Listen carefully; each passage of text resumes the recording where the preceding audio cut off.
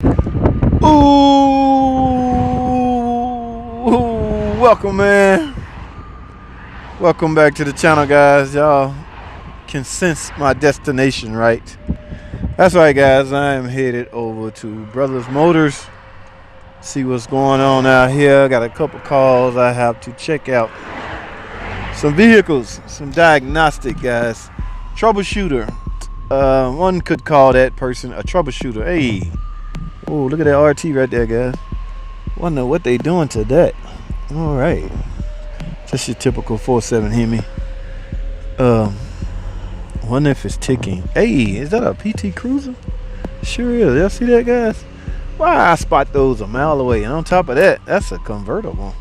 Wait a minute. We're going to have to take a closer look at this beauty. Never mind me, guys. I just love... Yeah, that's a convertible. Which means it's likely, there's a small chance that that's a turbo. All right, this guy got the doors closed, so I wonder if he's here, maybe blocking out the sun. All right, guys, he had to go and get some parts for this Wrangler. He got a pinion bearings. He need I think a bearing puller. Now I forgot and left mine at the dealer. Oh, I could have went. Well, I could have brought it. So he didn't say nothing. So maybe he hit it. Yeah. So we're building this differential. Yes, guys, we do differentials, okay, for the record. This guy had the whole setup as far as setting backlash and all that. He got the whole dial indicator set up. I can't even find my dial indicator. Y'all know what happens when you see grease on the rear brake, emergency brake shoes, okay? That's usually that seal right here. And we typically, where's it at? Yeah.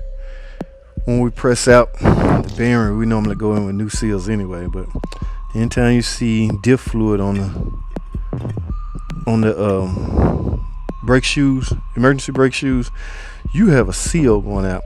Now think about it. See, at the shop, this is fairly easy because we got a press. We just flip it upside down and press the parts in and press the parts out. But we don't have that luxury here. We might have to invest in a press, especially if you're gonna be doing things like hub bearings and stuff like that. See, oh wow, ooh, look at that ring. That's what was keeping up all that noise. But I think what he's trying to do is prevent from this one we had to push out was, and the customer thought it was a transmission. And to my understanding, this come from another shop, a buddy of ours. Okay, he don't really do differential, but now we're at the process of trying to save the guy money because the customer misdiagnosed it, not us.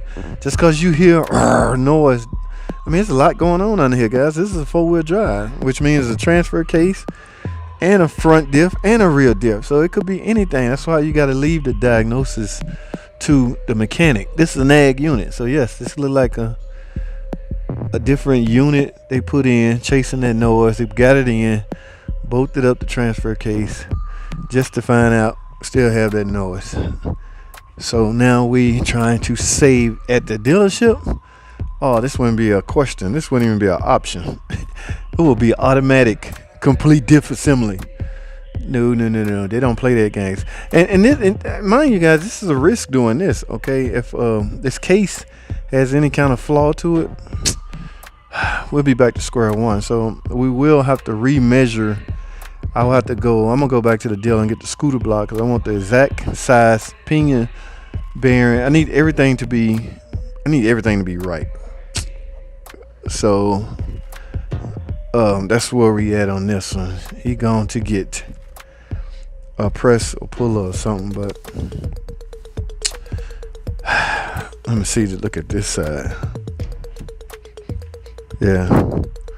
Well, I didn't see much. Yeah, I don't see much brake fluid on this, but the seals, we're doing seals anyway, guys. There's no way around that. All right, so, but for the record, you have diff noise, we can set it up, replace your bearing. We typically, diff noise is a result from One could say lack of fluid changes. Yes, guys, differential service should be performed, in my opinion, IMO every 30,000 miles. Okay, that might be a little excessive, but that's because of the failure rate at which I see them. I had to lower mine down, so that's where I suggest you do them at. Yeah, you got the setup here. So only problem we ran into, we got to sneak this to somebody's shop and use their press. Okay, I don't know if you guys do differential, but it can be fun sometimes, and sometimes they could be a pain.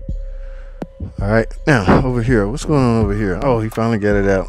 Yes, guys, this is the 2.7. Y'all know we don't play around with the 2.7s. No, not at all. All right, so I don't know if this is the old one or the new one. This look like the one that's going in based off the writing, but oh, y'all remember when the new one that was sitting here, or the other one that was sitting here? I remember I pulled the cam sensor out to take a look at it. Remember, guys, if you want to detect sludge, or if your threshold is sludge, don't do it. Pull that cam sensor out and take a look at it. You see sludge building up around it, stop. You're doomed. Okay, so these are easy as hell. And you see you had to open up the AC system, so we had to charge the customer for free on as well. All right, so he got a lot of stuff going on over here, guys. We got a guy right next door to do all our details. So when we're done, we get the car clean, immaculate.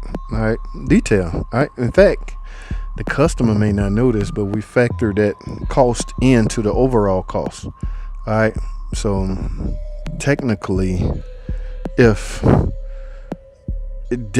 the way I see it, if the customer don't know, they won't be pissed off about knowing what they paid for. So some things you got to keep away from the customer, or they will question you. Okay, you got a new crush sleeve right there, but they will question you to the T, and nobody wants to deal with that. So we just pay the guy a certain amount to take it, degrease it, clean it, especially if you're doing engine, guys. Remember, if the car gonna run new, and when I say new, it's not a new engine, it's just another engine.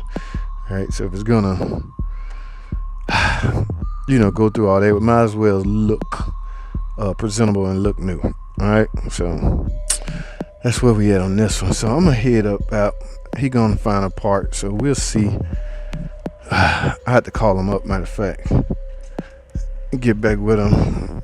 Remember, guys, I gotta clean out my truck so I can come get some more of this stuff. But now, it was another one out here I was supposed to look at. You already got the hood up. I ain't gonna be able to do nothing today. That's this 300 right here. It's your typical 3.5, I want to say. There's some ticking noise. Now, guys, it's not like the Pentastar tick. This is different. A tick is a tick, so ticking noise is a ticking noise. But the repairs are different. On cases like this, the 3.5 and the 4 liters, we typically do the complete rail assembly. All right, yes, the rail assembly, the whole damn rail assembly. So you don't technically we don't have to replace the engine. In fact, I'm gonna talk to the customer and tell them there's no need to replace the engine because you hear a noise. Let's fix the noise, especially if the noise is a result of valve train.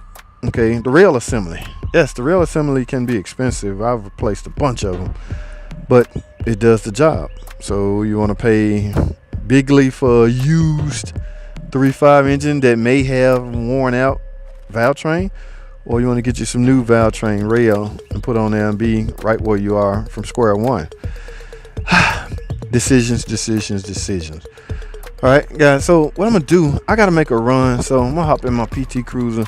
I'm gonna call back and come back later when he back with that tool. So guys, y'all stay tuned, man. A lot going on. Stay tuned. I'll be right back.